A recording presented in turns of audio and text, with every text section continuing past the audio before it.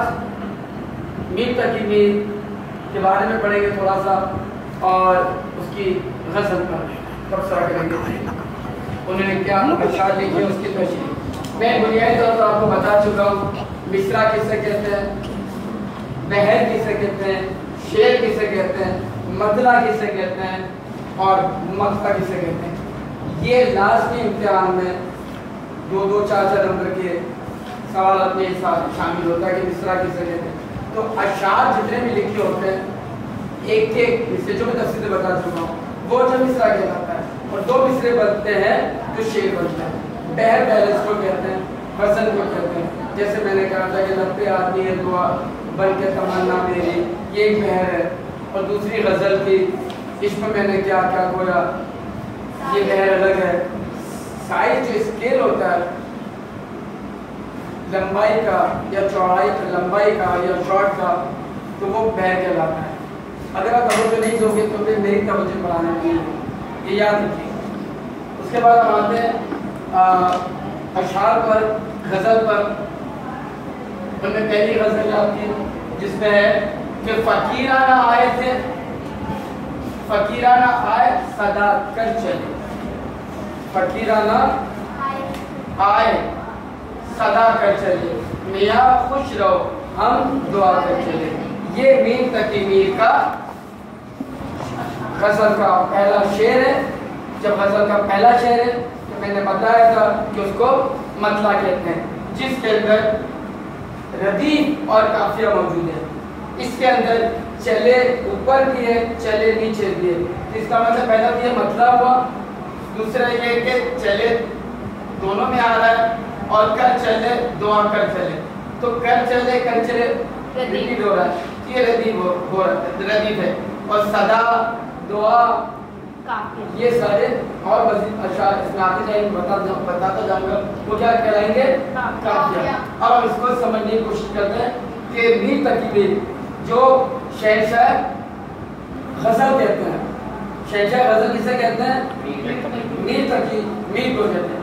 میر تقی میر نے اپنے زندگی کے جو لمحات ہے، جو دور ہے، وہ لکھنؤ میں گزارے، آگرہ میں گزارے، وہ ہجرت کرتے رہے ایک شہر سے دوسرے شہر۔ اس کی وجہ کیا بنی؟ اس وقت کے حالات سیاسی، مغلیہ دور کا زوال تھا، اس وجہ سے تمام ہندوستان کے لوگ پریشان تھے۔ اس میں میر تقی میر بھی بہت پریشان تھے۔ اس حالت میں بھی انہوں نے شاعری کو نہیں چھوڑا۔ اب ہم غزل پر آتے ہیں، اس کی تشریح کرتے ہیں کہ فقیرانہ آئے صدا کر چلے، یعنی دنیا کے اندر ہمارے تو فقیروں کی طرح آئے، میاں خوش رہو ہم دعا کر چلے۔ فقیر کیا کرتا ہے؟ فقیر صدا لگاتا ہے، تو ہم فقیروں کی طرح آئے اور صدا لگاتے رہے، ہم اپنا کام کرتے رہے، اور اپنا کام کر کے اب ہم جا رہے ہیں۔ لیکن دنیا نے ہمیں کچھ بھی نہیں دیا، یہ دنیا فانی ہے، بے وفا ہے، کسی کو کچھ بھی نہیں دیتی، لہذا میں صدا لگاتا رہا فقیروں کی طرح، اور اب جو ہے میرا وقت پورا ہو چکا ہے، میں صدا لا کے جو مجھے کام کرنا تھا میں نے کیا۔ لیکن افسوس کہ دنیا فانی ہے، دنیا پہ بھروسہ مت کرنا۔ میں بھی تمہیں یہ کہہ کے جا رہا ہوں، میاں خوش رہو ہم دعا کرتے ہیں، ہم تمہارے لیے دعا کرتے ہیں کہ تم خوش رہو دنیا کے اندر۔ کیوں؟ کہ دنیا فانی ہے، وفا نہیں ہے، دنیا کچھ بھی نہیں دے گی۔ میں جو لے جا رہا ہوں اپنے ساتھ، اپنے اعمال لے جا رہا ہوں۔ عمل سمجھ گیا؟ جو میں نے نیک کام کیے، اپنے خدا کو خوش رکھا، اپنے رسول کو صلی اللہ علیہ وسلم کو خوش رکھا، وہ تمام کام کیے جو آخرت میں نجات کا ذریعہ بنتا ہے۔ تو میں اس دنیا سے میں جا رہا ہوں، اے میرے دوست میاں خوش رہو، لوگوں سے کہہ رہا کہ میاں خوش رہو، ہمیں تمہاری جو ہے دعا لگے۔ یہ ہے اس کی تشریح۔ کوئی بتائے گا اس کی تشریح؟ آپ بتانے کی کوشش کرو گے آپ کہ ہم فقیرانہ آئے، فقیرانہ آئے مطلب ہم فقیر کی طرح آئے تھے اور سجا کر چلے، میاں خوش رہو ہم دعا کرتے لے کہ ہماری دعا لگے کہ دنیا کسی کے لیے کچھ بھی نہیں ہے, دنیا فانی ہے. پھر ہم دعا کر لیں.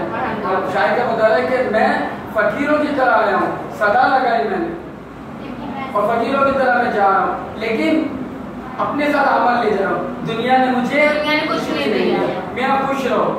ہم دعا کرتے ہیں. یہ اس کی تشریح یا دوسری میں تشریح کراتا ہوں. دوسرا شعر ہے کہ جو تجھ بن نہ جینے کو کہتے تھے ہم, جو تجھ بن نہ جینے کو کہتے تھے ہم, سو اس عہد کو اب وفا کر چلے. جو تجھ بن, ہم کہتے ہیں کہ تیرے بنا ہم نہیں جی پائیں گے, کہتے تھے نا, ہاں اس پر ہم قائم ہیں. ہم کہتے تھے کہ تیرے بنا اے محبوب ہم جی نہیں سکتے, اور اب ہمارا وقت آخر ہے.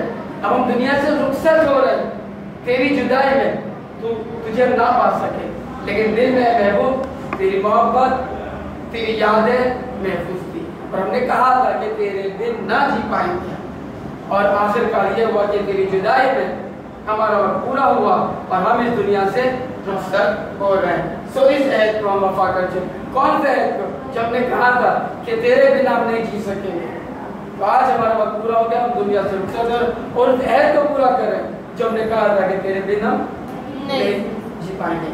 یہ دو شعر ہو گئے. یہ دو سمجھ میں آ گئے. اوپر یہ بھی سمجھ میں آ گیا, بہر, مصرع, شعر, مطلع, مقطع. کسی کو پوچھنا ہے مطلع اور مقطع کس کو کہتے ہیں؟ بس یہ بتائیں. بالکل. میں نے کہا کہ کوئی بھی نظم ہو, غزل ہو, سلام ہو, یہ دونوں مصرے پر مشتمل ہو, تو اس کے اندر جو پہلا شعر ہوگا وہ شعر جو ہے مطلع کہلاتا ہے. اس کی شرط یہ ہے کہ اس مصرے, اس شعر میں ردیف اور قافیہ دونوں چیز موجود ہونی ہے. لیکن دوسرے شعر میں نہیں ہے. ہم یاد ہے یہ شعر ہے لیکن یہ مطلع نہیں ہے. شعر تو وہ بھی, یہ بھی شعر ہے, یہ بھی شعر ہے, لیکن یہ شعر کی اقسام میں مطلع ہے, یہ مطلع نہیں ہے. کیوں کہ یہاں آزادی ہے. یہاں کیا آزادی ہے؟ جو تجھ بن نہ جینے کو کہتے تھے ہم, یہ آزادی, اس میں کوئی ردیف کا بھی بات نہیں. لیکن بہر وہی ہونا چاہیے, بہر وہی ہے, تینوں کی بہر ایک جس کے وہی ہوگا. سو اس عہد کو اب وفا کریں چلے. تو یہ دوبارہ اسی مطلع کی جو کنڈیشن تھی, دعا کر چلے, صدا کر چلے, وفا کر چلے. تو وفا قافیہ ہو گیا, دعا قافیہ ہو گیا, صدا قافیہ ہو گیا, کر چلے کر چلے. لیکن یہاں نہیں, یہاں ہے. تو پوری غزل میں, پورے سلام میں کیا چیز ذہن میں رہے گی کہ دوسرا مصرع جو ہے اس کام کے مطابق آنا چاہیے. وفا کر چلے, جیا کر چلے, دیا کر چلے, یہ ساری چیزیں آتی رہے گی. لیکن یہ تو شاعری کے رموز ہے, لیکن عام آدمی تو شاعری کے رموز نہیں جانتا ہے. وہ تو یہ جانتا ہے کہ یہاں کیا کہا جا رہا ہے, کیا کہا جا رہا ہے. یعنی سوال ہے تو یہاں پہ جواب, یا جواب ہے تو یا سوال ہے. اسی سلسلے کو شعر کہتے ہیں. اور شعر کی خوبی کیا ہے کہ جو چونکا دے لوگوں کو, نیا پن ہو, انوکھا پن ہو. انوکھا پن ہوگا تو وہ شعر تمام شعر سے آگے نکل جائے گا, لوگوں کے ذہنوں میں محفوظ رہے گا. یہ ہم تیسرا شعر پڑھ کے لفظ ختم کرتے ہیں. تیسرا شعر کیا ہے؟ پڑھو تو. سر مقطع کیا ہوتا ہے؟ ہاں مقطع کچھ نہیں. مقطع غزل کا یا سلام کا آخری شعر جس میں شاعر اپنا تخلص استعمال کرتا ہے, اس تخلص کی بنیاد پر آخری شعر بنتا ہے جس کا نام ہم دیتے ہیں مقطع. مطلب پہلا شعر مطلع اور آخری شعر مقطع. دونوں دیکھو کیسے لکھتے ہیں, مطلع, اور اکثر شاعر مشاعرے میں کہتے ہیں مطلع پیش خدمت ہے, اور جب آخری میں پہنچتے ہیں تو کہتے ہیں مقطع پیش خدمت ہے. پھر شاعر اپنا تخلص استعمال کرتا ہے. کہ لیے غالب کے بہت سارے شعر ہیں. میر تقی میر کے, اگر میر تقی میر کا آخری شعر پڑھیں گے. اب ہم شعر پڑھتے ہیں. دکھائی دیے یوں کہ بے خود کیا ہمیں آپ سے بھی جدا کر چلے. بڑا پیارا شعر ہے کہ محبوب جب ہمیں دکھائی دیتا ہے, جب ہم محبوب کے قریب پہنچتے ہیں جس کے لیے ہم نے جستجو کی تھی، اس کے دیدار کی، اس کے ملنے کی، آج جب محبوب ہمارے سامنے ہے تو خود ہم اپنے آپ کو بھول جاتے ہیں، ہم کیا کہنا چاہتے تھے، کیا اپنا خیال ظاہر کرنا چاہتے تھے، کیا ہمارے دل کے ارمان تھے، کیا سوالات تھے، ہم ان کے دیدار میں سب کچھ بھول جاتے ہیں۔ یعنی کہ شاید بتا رہے کہ ہم آپ میں چلے گئے اور آپ بھی رہ گئے اور ہمارا وجود ختم ہو گیا۔ یہ محبت کی، یہ عشق کی انتہا بتا رہا ہے کہ اس کا دیدار حاصل ہوتا ہے، اپنے میں اپنی جو شخصیت ہے اس سے وہ بھول جاتا ہے، بعد میں خیال آتا ہے کہ اتنا سارا کچھ کہنا تھا لیکن اس کا دیدار نصیب ہوا تو وہ سب کچھ بھول گیا۔ تو یہ آخری ہمارا تیسرا شعر تھا، اس پہ ہم جو ہے کلاس ختم کر دیں، اور تینوں جو شعر میں نے کیے اس کو پراپر طریقے سے یاد کر لیجئے، میں اس کو ابھی لکھا رہا ہوں۔ کلیئر؟ چلو